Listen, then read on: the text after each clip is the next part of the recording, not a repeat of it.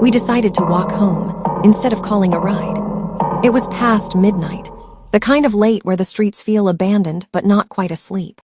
Streetlights buzzed overhead, and the alcohol made everything softer. Our laughter louder, our shadows longer.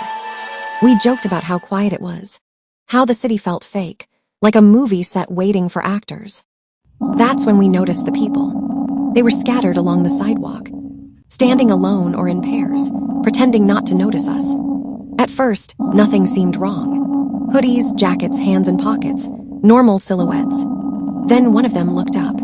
His face didn't sit right, not wrong in an obvious way. No missing features, no blood, no distortion. It was worse than that. His eyes were too far apart, and his smile stretched just a fraction too wide. Shit.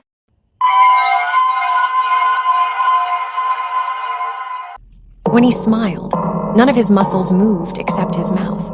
We laughed it off. Dude, I'm so tired. Someone said, tell me you see that too. We did. As we kept walking, more faces turned toward us. A woman with blinking eyes that never closed at the same time. A man whose nose seemed to melt into his cheeks when he breathed. Another whose teeth were all the same size. Perfectly flat, like keys on a keyboard. No one spoke to us, they just watched. Our laughter died quickly. We crossed the street. So did they, casually, like it was coincidence. We sped up. Their footsteps matched ours exactly. The same rhythm, the same pauses. When we stopped, they stopped. One of my friends whispered, don't look at them. If we don't look, they can't. I think they can, I said. I made the mistake of turning around. Every one of them was smiling now. Oh my God. The streetlights flickered. Suddenly, their faces stopped pretending. Skin stretched where it shouldn't. Eyes slid slightly out of place. Mouths opened a bit too far, like they were remembering how. We borrow faces, one of them said. Yours fit better when you're tired, or drunk. We ran. The street behind us seemed longer than before, bending subtly, like a hallway in a bad dream. When I glanced at one, I swear my reflection smiled half a second before I did. We didn't stop running until we reached my friend's apartment and slammed the door behind us. Silence. No footsteps, no voices. We convinced ourselves we were overworked. Shared hallucination. We slept it off and never talked about it again.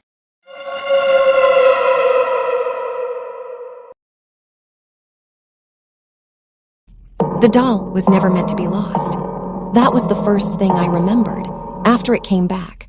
When I was little, the adults called it my quiet doll. They said it helped me behave. Said it listened when no one else did. I don't remember being given it. I only remember it always being there. Sitting on the floor at the foot of my bed. Knees bent, hands folded, eyes tilted slightly upward so I never forgot it was watching. If I cried, it was closer in the morning. If I screamed, it was in my bed. Then one night, after something I still can't see clearly, it was gone. The house felt lighter without it, safer. The adults never spoke of it again, and neither did I. Some memories don't disappear, they just sink deep enough to rot. Years later, after my mother died, I moved back into the house. The spare bedroom still smelled wrong. Old dust, mold, and something faintly sweet underneath, like spoiled flowers. The shelf on the wall was empty, but the dust outline remained, curved and small. I didn't know why seeing it made my stomach twist. 2 nights later, I dreamed I was small again. I was sitting on the floor, legs numb, throat sore from crying quietly. The doll was in front of me, closer than it should have been. Its porcelain face was cracked then, just like I remembered, its mouth sewn shut with black thread. You forgot, it said without moving its lips. When I woke, my tongue tasted like metal. The doll went missing that morning, though I hadn't known it was there. I started finding pieces instead. A porcelain finger in the sink, a glass eye on my pillow, scratches on the inside of my closet door, low to the ground, like something had been trying to get out. The house began to punish me for noticing. Doors slammed when I spoke aloud. Lights flickered when I thought too hard. Every mirror made my reflection look younger, smaller. My eyes wider and more afraid.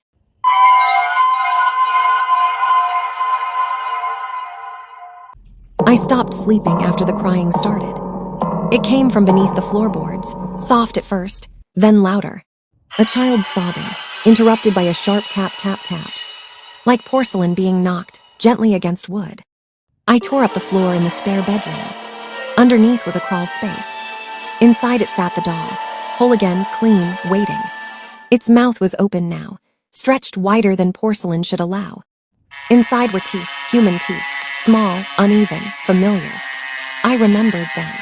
I remembered being locked in that room, being told not to scream, being told the doll would scream for me, that it would take the pain if I behaved, that it would keep my bad thoughts safe inside itself.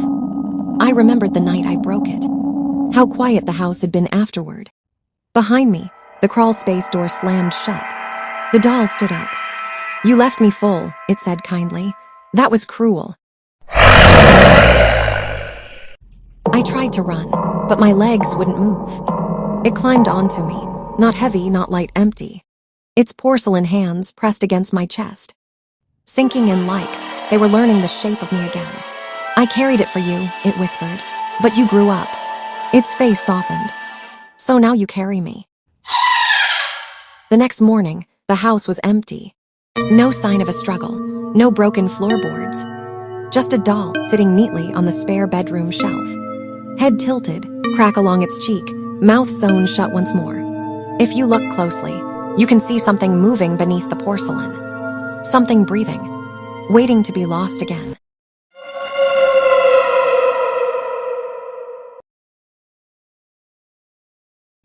Finally, after so many years, I was able to come home. The road leading to the house felt unfamiliar, even though I'd walked it 1,000 times as a child. Trees leaned inward, branches tangled overhead like they were trying to block the sky. The house sat exactly where it always had, but it felt smaller, tired, like it had been waiting too long. When I opened the gate, my dog came running. He barked like he used to, loud and frantic, spinning in circles, paws slipping on the concrete. He jumped on me, whining, licking my hands, my face, my coat. His tail wagged so hard his whole body shook. I cried into his fur, "I'm home." I whispered, "I'm really home." That night, he slept outside my bedroom door, just like when I was a kid. The next morning, I noticed he wouldn't stop staring at me. Not in a strange way, just intensely. Following me with his eyes wherever I went. Ears twitching every time I moved. When I laughed, he wagged his tail. When I spoke, he barked softly like he was answering. He didn't eat much. I told myself he was just overwhelmed. Old dogs get tired easily. Big emotions can do that. By evening, he started barking at nothing. At the corners of rooms, at empty doorways, at my reflection in the dark window. "Easy," I said, rubbing his head. His heart was racing beneath my hand. That night, he refused to leave my side. He slept pressed against my legs, trembling every time I shifted. Once, I woke to find him standing over me, staring down at my face, whining quietly, almost pleading. The next morning, he didn't wake up. He lay curled near the door, just like always. Eyes half open, body still warm but unmoving. No blood, no sign of struggle, just gone. The vet said it was his heart. Old age, stress, these things happen. I nodded and thanked her and took him home in a cardboard box that felt too light. That night, the house felt unbearably empty. I kept hearing nails on the floor, soft footsteps, a familiar weight at the foot of my bed. When I turned on the light, nothing was there. I started noticing small things after that. My shoes would be moved closer to the door. The lights would be on in rooms I hadn't entered. At night, I could swear I heard breathing that wasn't mine, slow, steady, patient. Sometimes, when I spoke aloud, something behind me would breathe out softly, like it understood. On the third night, I dreamed of my dog. He stood at the end of the hallway, barking, louder and louder, blocking the path. Behind him, something tall and dark stretched toward me, wearing my face wrong, pulling itself into shape.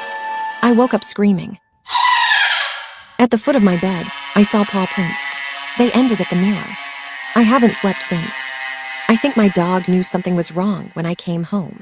I think he barked because he missed me. Yes, but also because he was afraid. And I think whatever followed me here waited just one day. One day for him to stop protecting me.